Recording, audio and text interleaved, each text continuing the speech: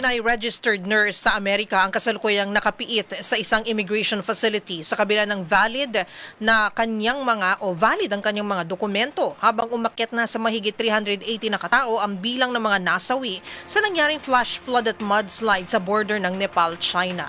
Ang mga balita mula sa ibang dagat tinutukan sa Global Headlines Report ni James Galange. Balita mula sa Amerika, umapela tumingin ng tulong ang pamilya ng Filipina registered nurse si Maria Naku sa publiko matapos siyang huli at ikulong ng U.S. Immigration and Customs Enforcement o ICE Phoenix, Arizona.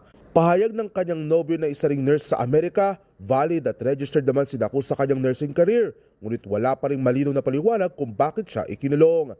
Pag-aalala naman ngayon ng pamilya ni Naku ay ang kalagayan nito sa loob ng kulungan, kaya dumulog na rin sila sa Filipino community sa Amerika para mabigyan ng legal at financial support. Sa ngayon ay wala pang pahayag ang ICE, gayon din ng ilang ahensya at kagawaran ng bansa ukol dito. At sa iba pang balita, iniulat naman ng mga otoridad sa Nepal na kasalukuyang pumalo na sa mahigit 380 katao ang bilang ng mga nasawi sa nangyaring flash flood at mudslide. Habang aabot naman sa 1,000 ang nawawalang individual, naanalay malaki ang posibilidad na karamihan sa mga ito'y natabunan na ng putik, bunsod ang hindi inaasahang lakas ng baha.